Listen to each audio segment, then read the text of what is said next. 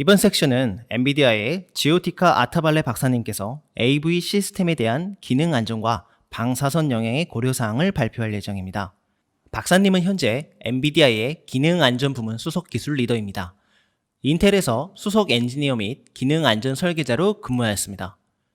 소프트 오류 성능을 위한 방사선 효과 모델링에 대한 특정 전문 지식을 갖추고 심층적인 기술 지식을 통해 업계에서 인정받는 전문가입니다. 현재 기능 안전 및 신뢰성 분야에서 국제 표준 활동을 주도하고 있으며 IEEE P2851 워킹그룹 표준의 의장 및 IEEE 컴퓨터 소사이어티 보드 오브 거버넌스의 이사입니다. 이번 발표에서 AV 시스템의 방사선 효과를 모델링, 측정 및 완화하는 데 필요한 기능 안전 환경, 요구사항 및 고려할 내용과 IEEE P2851 기능 안전 표준화 활동의 현재 진행 상황을 소개합니다. Jyotika Athavale will present functional safety and radiation effects considerations for AV systems. She is a senior technical leader in functional safety at NVIDIA. Prior to this role, she worked as a principal engineer and lead functional safety architect at Intel Corporation. She is a recognized industry expert with in-depth technical knowledge of platform technologies. She is currently leading and influencing international standards activities in the area of functional safety and dependability. She chairs the IEEE P2851 WG standard on functional safety, interoperability, and is a board member of the IEEE Computer Society Board of Governors. This presentation will explore the functional safety landscape, requirements, and the implications of considerations needed to model, measure, and mitigate for radiation effects in the AV systems. She will also review the current state of functional safety standardization activities, including the IEEE P2851 standard on functional safety interoperability. Hi, everyone. My name is Jyotika Athavale from NVIDIA, and the topic of my talk is functional safety and radiation effects considerations for autonomous vehicle systems. We'll start the talk with a short video.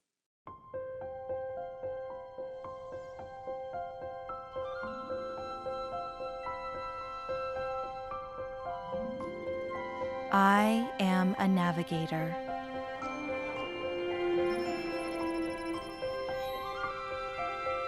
Transforming autonomous deliveries for the long haul and the short trip to our front doors.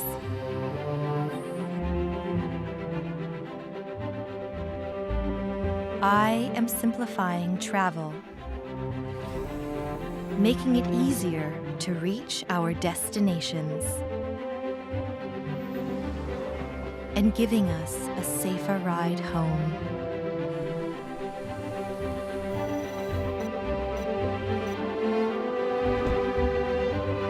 I am connecting us like never before, making every trip more personal. Hey, Mercedes. How may I help you? I'm tired. I will turn on the Vitality program. And every journey more effortless.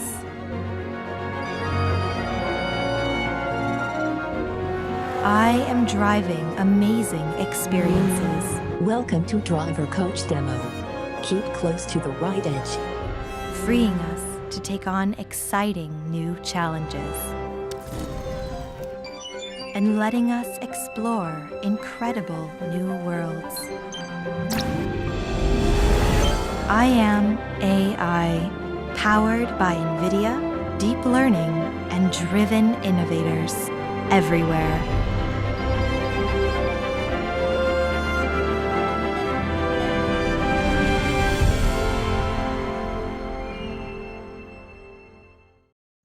Thanks, everyone, for watching that video. As we move through the slides, I'd like to talk a little bit about autonomous vehicles and AI and functional safety in that context. We do believe that the next generation of transportation is going to be autonomous. So we are making it our mission at NVIDIA to develop self-driving technology that enables safer, less congested, self-driving cars and mobility for all of us. And when that happens, we believe that we are uniquely qualified to provide the underlying technologies for the design, development, and manufacture of safe and reliable AI. Hundreds of companies around the world are developing automated autonomous vehicles on NVIDIA Drive, and our ecosystem also includes tier one suppliers, software startups, robotaxi companies, map makers, sensor suppliers, and new energy vehicle startups. As we move through this presentation, I wanted to introduce the concept of dependability of smart machines, which is an important term. The term dependability here refers to a spectrum of technologies, including functional safety, which is going to be the focus of this talk, but also includes other adjacent technologies such as security, reliability, availability, maintainability, and time determinism. And when we look at the architecture needed for a smart machine, we need to look at all of these technologies holistically.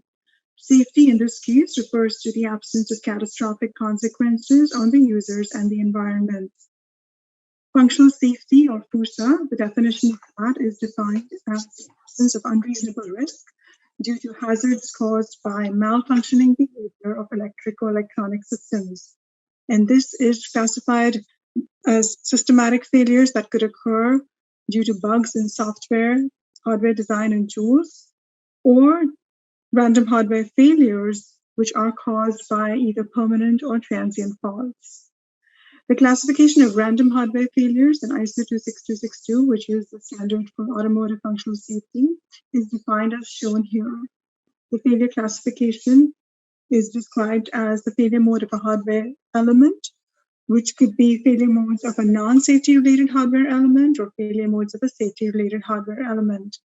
The failure modes of a safety related hardware element, which is the focus here, is further classified as safe faults, detected multiple point faults, perceived multiple point faults, latent multiple point faults, and residual faults or single point faults. Here on the slide, we talk about some of the ISO 26262 quantitative targets for the safety metrics, which are defined by the automotive safety integrity levels going from A through D. These safety metrics are the SPFM, LFM, and PMHF, where SPFM refers to the single point fault metric, LFM is the latent fault metric, and PMHF refers to the probabilistic metric for random hardware failures.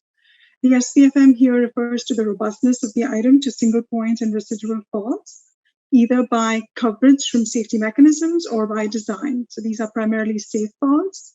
The latent fault metric refers to the robustness of the item to latent faults, either by the coverage of faults in the safety mechanisms or by the driver recognizing that the fault exists before the violation of the safety goal or by design. These are also primarily safe faults.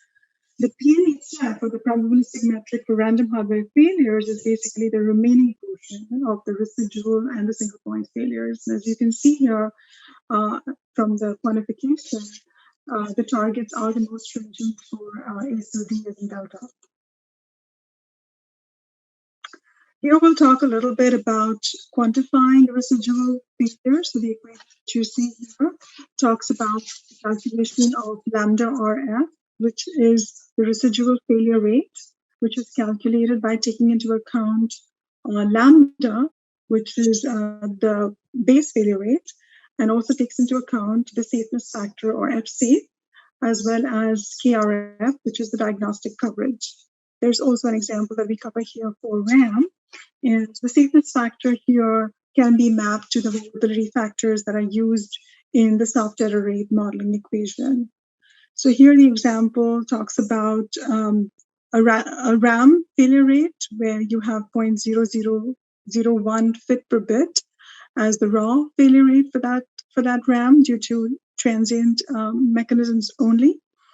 If you consider 128 megabit RAM, then the total failure rate of that would be 128 times 1024 times 1024 times that fit per bit, which is 0.001. So that comes out to be 13,422 fit. And now derating that by applying the F-safe, in this case, applying a safeness of 10%, assuming 10% unused, and applying diagnostic coverage of 0.99, assuming that we have SecDed ECC as the mitigation, we would get a residual failure rate of 13,422 times 0.9 times 0.001, which is 12 fit. So that kind of gives you an example of how the residual failure rate is calculated, taking into account that base failure rate, the safeness, as well as the diagnostic coverage.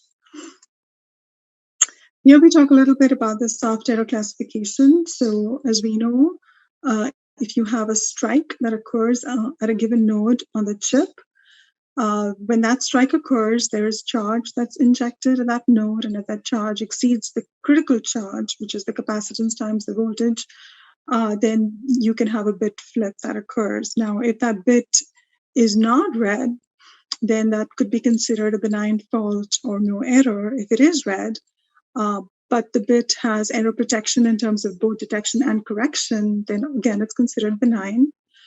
If you have only detection, but the bit does not matter, it's considered a false DUE. But if the bit does matter, then it's considered a true detected uncorrectable error or a true DUE. If you have no error protection and the bit does not matter, that's also considered benign fault or no error. But if the bit does matter in that case and there is no error protection, then it's considered a SCC event or a silent data corruption. So here we'll talk a little bit about those vulnerability factors again that are used in the soft error rate equation. And the reason for that, the reason these are so important is because they are used to estimate the F-safe or the safeness in the case of the functional safety analysis. These vulnerability factors is shown in this equation. When you calculate the total soft error rate for the chip, you are also taking into account the use conditions. In this case, the voltage, the clock frequency, as well as the altitude are considered. And then we sum up the total chip level SER by taking into account the raw SER or the nominal SER across all of the elements on the chip, considering all circuits and nodes, but also taking into account the product of the different vulnerability factors for each of those elements. So in this case, those vulnerability factors as listed are the TVF, AVF, and PVF, where TVF refers to the time vulnerability factor, which is also called window vulnerability. And it, for example, refers to the duty cycle of the clock. So it's a function of the clocking circuit behavior and the workload. The AVF is the architectural vulnerability factor, which is a function of the microarchitecture and the workload and affects all of the microarchitecture structures, including sequential elements and the combinational or the static elements as well.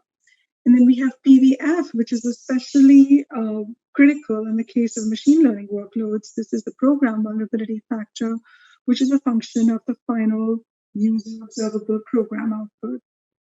So all of these three vulnerability factors are mapped to the F-safe parameter, the F-safe trans, which is then used in the functional safety analysis equation. Here we have listed some of the safety mechanisms, just a snapshot from the ISO 26262 part 5 and part 11. And so you see here what are the different safety mechanisms that are used and what is the corresponding diagnostic coverage that is considered achievable, low, medium, or high, and also with some description of what those safety mechanisms are. So various of these safety mechanisms can be employed for mitigation on different elements of the chips, on the chip, whether it's an SRAM array, a register file array, a logic element. You could use one of these safety mechanisms and derate accordingly and also apply the corresponding diagnostic coverage as defined in the standard. Then we'll talk a little bit about the safety metrics across the domains. So we have different standards for different domains. So just like we have the ISO 26262 as the functional safety standard for automotive hardware and software, we also have for industrial systems the IEC 61508, which was in fact the first functional safety standard to be written. It's considered the mother of functional safety standards. And we have the DO 178 and the DO 254 for avionics, airborne electronic hardware. So this is for, again, the hardware, the 254 and the 178 for software.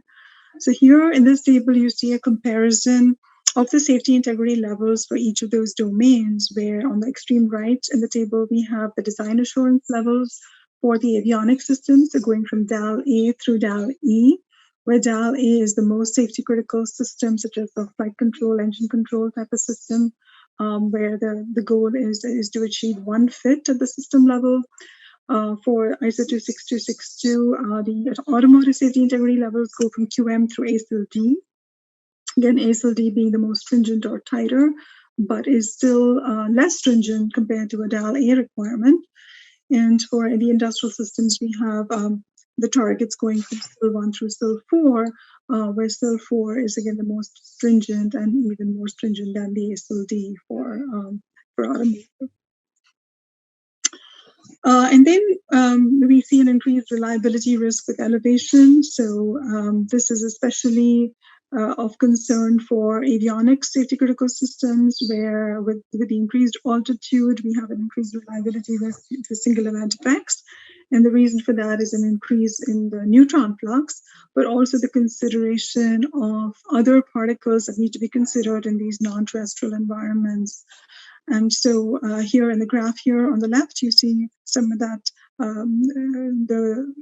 the curve showing how the flux and the single event effects would play an important factor in the calculation of the fit rate due to those mechanisms at the higher elevations, and thereby be of concern from a functional safety standpoint to the safety metrics as well.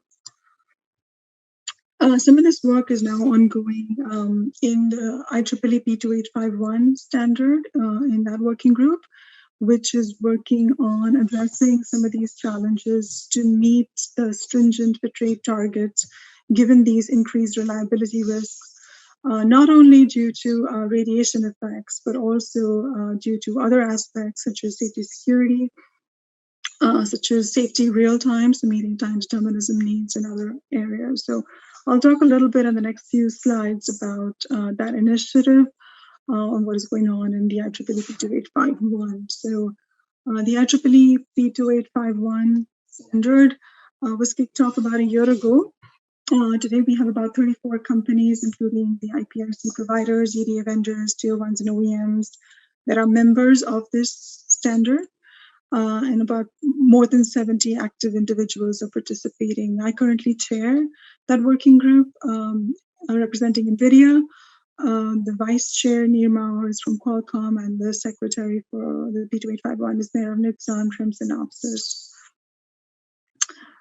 So the position of P2851 with respect to other standards. So we talked about a little bit about the ISO 26262 for automotive, the IEC 61508 functional safety standard for industrial, and the DO standards in the case of avionics. And these are the standards that are used to define the complete set of activities that need to be performed that require companies at different levels of the supply chain to tailor their safety analysis and safety verification activities and deliver the results of their assessment to other customers and members of the value chain. However, this time there isn't any common methodology or language or format across these different domains to provide these results. And so the safety critical community has been asking for a solution to provide a technology neutral way to do this assessment and to provide these work products such that the safety engineering work can be accelerated while reducing risks and reducing costs. And so for this reason, the IEEE P2851 standardization initiative was started, because the goal here is to define and deliver a comprehensive view of these activities, but also to provide these way in a format that would enable exchange and interoperability for the analysis and verification activities, and will facilitate the companies to deliver these results in a consistent way across the different market domains. So not having specific work products for automotive that cannot be reused for industrial, or that cannot be reused for avionics. So having a technology neutral way to provide this output, and this would also help not only the chip vendors in doing the functional safety assessment in this interoperable way, but also would enable interoperability between tools that are used to do the safety analysis and these tools that are provided by the EDA vendors. So in the case of that, we have a defined landscape that introduces the notion of a product dependability lifecycle. So we talked about the term dependability in the beginning, and the definition of dependability, which encompassed all of these different technologies, including safety, security, reliability, availability, maintainability, and time determinism. So this covers really this broad spectrum of properties, including also not besides functional safety, also the interaction with SOTIF, with cybersecurity, with reliability, availability, maintainability, and timing guarantees. And the reason this is important is because in a smart machine or in this kind of a safety critical system, it is critical that we consider the holistic solution that needs to be arrived at, which fulfills all of those requirements, not just looking at safety standalone. And so we need to consider the staggering, as defined in the picture here, of functional safety with performance, with reliability, with cybersecurity requirements. And so the idea is that first, the function needs to be understood to an adequate level, and then that would allow performance to be revealed, and then that would in turn allow the safety requirements to be revealed. So that's kind of a step-by-step process to be followed. And on the right side, we have the V model. So this V model is familiar from the ISO 26262 standard as well. This is also relevant to the IEEE P2851 work, because when we discuss the development strategy in the context to the IEEE P2851, this V model best represents that connection between the design activities, which are on the left side of the V, and the verification activities, which are on the right side of the V. And so here in this picture, each level includes one or more activities belonging to one or more phases of that product dependability life cycle. And those activities are connected by intralayer or interlayer interfaces. And then each activity can also be linked to methodologies or tools that need to be performed. So these are the underlying basic methods that are used in the context of IEEE P2851. And using this as kind of the IEEE P2851 identified a list of needs in terms of the needs for certain description languages, methodologies, and databases that should be executed and will be included in this standard or in this family of standards once it is completed. So here are just some examples. So there were a total of about 118 different needs that the team has identified over the past year across the domains. So looking at our automotive, industrial, avionics. Some examples of the description languages that this standard will work on are described here, such as the safety plan and safety case, confirmation measures, description language, external measures, description language, assumptions of use, and base failure rate. Some of the methodologies in scope are requirements evaluation, vulnerability factor modeling, dependent failure analysis, ASIL decomposition, non-deterministic behavior analysis. And some of the databases are use environment, vulnerability factors, severity, controllability, exposure, safety mechanisms, and AI training data sets. So these were identified because currently these are not documented in other standards or in other published material. And so this is where P2851 is looking to fill that gap. So currently, in terms of the status, there is a landscape document that has been completed. There's a white paper that is about to be published. There's a list of about 118 different needs in terms of the description languages, methodologies, and databases that will be executed to that line up with functional safety across domains, but also take into account dependability, so interaction of functional safety with security, real time, and reliability. And then an expansion of the needs with an identification card that describes each of the needs in detail. So, for each need, what is the description, the problem statement, the proposal, and what will the standard do, limitations and references.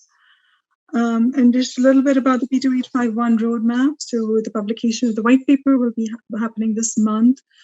This describes the life cycle, the dependability life cycle activities, and the summary of the needs.